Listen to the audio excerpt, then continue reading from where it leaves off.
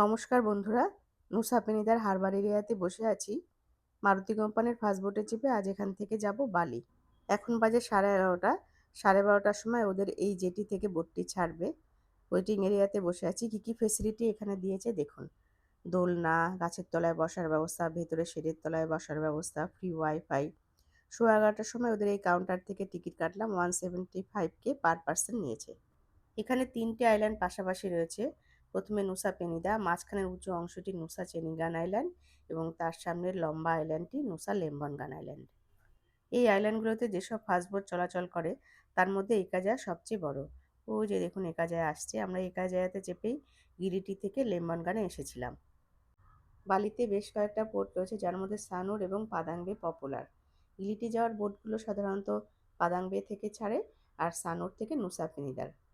Sanur এবং নুসা পেনিদার মধ্যে medium সাইজের বোটগুলো চলাচল করে এবং ছোট বোটগুলি চেনিঙ্গান এবং লেম্বনগানের কমন পোর্ট ইয়েলো ব্রিজ থেকে নুসা পেনিদাতে আসে। বোর্ডিং টাইম শুরু হয়ে গেছে। প্রথমে ওরা আমাদের লাগেজগুলোকে তুলছে আর আমরা লাইন করে দাঁড়িয়ে আছি এখানে। লাগেজ তোলার পরে এখন আমরা এগোচ্ছি। টিকিট কাটার পরে ওরা আমাদেরকে একটা করে আইডেন্টিটি কার্ড দিয়েছিল, যেটা আমরা গলায় ঝুলিয়ে রেখেছিলাম। বোটে ওঠার আগে এখানে ওদেরকে সেটা ফেরত দিতে হচ্ছে।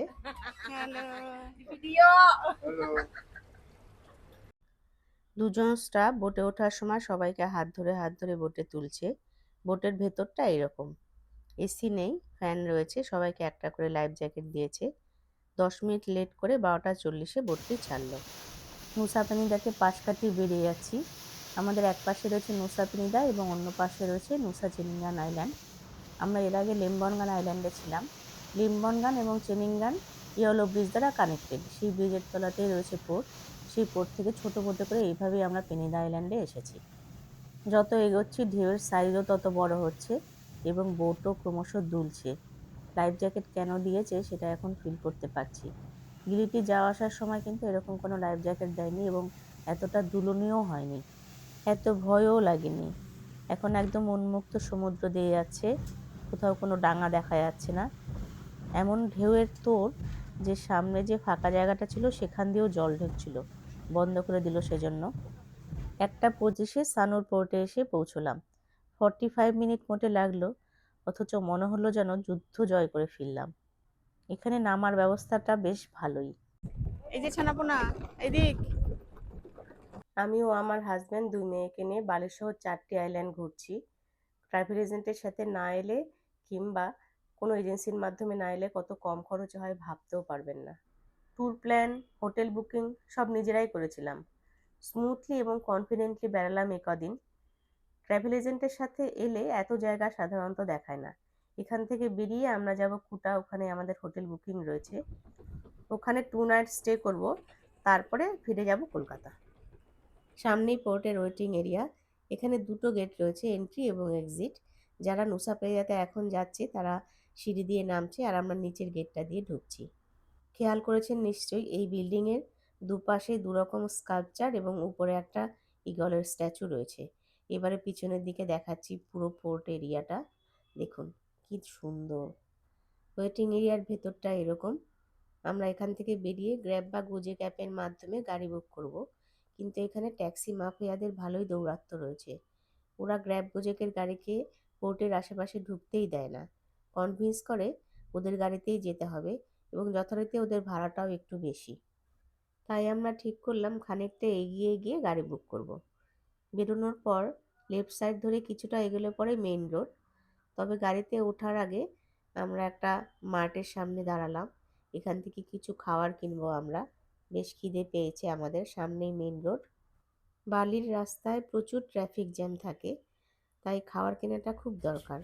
আমরা এখানে কিছু খেয়ে নিলাম আর কিছুটা কিনে নিলাম যাতে খিদে পেলে গাড়িতে বসে খেতে পারি। পোর্ট থেকে বেরিয়ে যে রাস্তা দিয়ে আসছিলাম সেই রাস্তা দিয়ে মেন রোডটা ক্রস করা যেত, কিন্তু আমরা মেন রোড ক্রস না করে ফুটপাতের ধারে এলাম। এখান থেকে গাড়ি বুক করার চেষ্টা করছি, কিন্তু কোনো গাড়ি এখানে আসতে চাইছে না। ট্যাক্সি মাফিয়ারা মোবাইলের দিকে উঁকি মেরে দেখছিল কোন গাড়ি আমরা বুক করছি, অথচ রাস্তার উল্টো দিকেই ছিল গ্র্যাব গোজেকের কাউন্টার। আমরা তো প্রথমে বুঝতে পারিনি। বুঝতে পারলে প্রথমেই আমরা রাস্তা ক্রস করে এখানে চলে আসতাম। সব গাড়িগুলো এখানে দাঁড়িয়ে রয়েছে, অথচ ট্যাক্সি মাফিয়াদের ভয়ে রাস্তার উল্টো দিকে যাচ্ছে না। এখান থেকে খুব সহজেই গাড়ি বুক করে যে কোনো জায়গায় যাওয়া যায় বালির। 3:30-র সময় আমরা কুটাতে এসে পৌঁছালাম আমাদের হোটেলে। হোটেলের নাম কুটা বিচ স্টে। এখান থেকে বিচ 4-5 মিনিটের ওয়াকিং ডিস্টেন্স। এই ব্যালকনি, সামনেই মেইন রোড, রাস্তার ওপরে রয়েছে বেশ কিছু ইন্ডিয়ান রেস্টুরেন্ট, তাছাড়া বড় বড় মাঠ, সার্কেল কে সবই আশেপাশেই রয়েছে। এয়ারপোর্টও ওয়াকিং ডিস্টেন্সে। এদের বাথরুমটা দেখাচ্ছি, বেশ বড় এবং পরিষ্কার পরিচ্ছন্ন। এই হোটেলের একটাই ড্রব্যাক, এখানে লিফট নেই। আমাদের ঘরটি দিয়েছে সেকেন্ড ফ্লোরে, আর আমার মেয়েদের দিয়েছে ফোর্থ ফ্লোরে। প্রত্যেকটা ফ্লোরে এরকম ড্রিঙ্কিং ওয়াটার রয়েছে। 3টে ট্যাপ থেকে 3 ধরনের জল বেরোয়, গরম, ঠান্ডা এবং নর্মাল টেম্পারেচারের। এটা আমার মেয়েদের ঘর। টপ ফ্লোরে 2টো ঘরই কেবল রয়েছে। এই ঘর দুটো সবচেয়ে বড়। তো ফ্রিজ আছে, মাইক্রো ওভেন আছে, সোফা, এসি, বসার জায়গা, থালা, প্লেট, চামচ। এই হোটেলের একটাই রুম টাইপ এবং সব ফ্লোরের রুম রেন্টও সেম। আগোদা অ্যাপের মাধ্যমে হোটেলটি বুক করেছিলাম আমরা। 1200 টাকা পার রুম পার নাইট নিয়েছিল। ফ্রেশ হয়ে হেঁটে হেঁটে চলে এলাম পেপিতো সুপার মার্কেটে। কাছাকাছির মধ্যে এটাই সব থেকে বড় মার্কেট। আমার মেয়েরা বাইরের দেশের কনভেনিয়েন্স স্টোরের এসব খাবার খেতে খুব ভালোবাসে, তাই ভেতরে ঢুকে সোজা চলে এলাম খাবারের সেকশানে। রান্না করা এসব খাবারগুলো ওরা মাইক্রোওভেনে গরম করে দেয়। এছাড়াও রয়েছে নানা রকমের ফল। এদের ডেজার্ট আইটেমও খুব ভালো। বসে খাওয়ার জায়গাও রয়েছে। আমরা বেশ কয়েক রকমের খাবার নিয়ে এখন খাচ্ছি। 2 রকমের মোচি নিয়েছি, দুটোই বেশ ভালো ছিল। ক্লাব স্যান্ডউইচটাও বেশ ভালো ছিল। কিন্তু চিকেনের সাথে ভাতের এই আইটেমটা আমাদের কারোরই ভালো লাগেনি। চিকেনটা একেবারেই খাওয়া যাচ্ছিল না। তিরামিসু, এটা একটা ডেজার্ট আইটেম, এটাও ভালো ছিল। খাওয়া দাওয়ার পরে বাইরে বেরিয়ে গ্র্যাব অ্যাপের মাধ্যমে গাড়ি বুক করে আমরা চলে এলাম ওয়ার্ল্ডের বেস্ট বিচ ক্লাবে। বালিতে এসে কোনো বিচ ক্লাবে না গেলে বালি ভ্রমণ অসম্পূর্ণ থেকে যায়।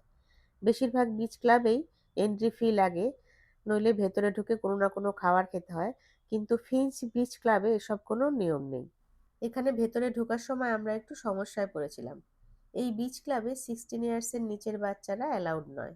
আমার মেয়েদেরকে দেখে ওরা প্রথমে ভেবেছিল ওরা ছোট, তাই ঢুকতে দিচ্ছিল না। যখন আমার মেয়েরা বললো ওরা অ্যাডাল্ট, তখন বিশ্বাস করলো না, ওদের কাছে প্রুফ চাইলো। প্রুফ হিসাবে ওরা ফিজিক্যাল পাসপোর্ট দেখতে চায়।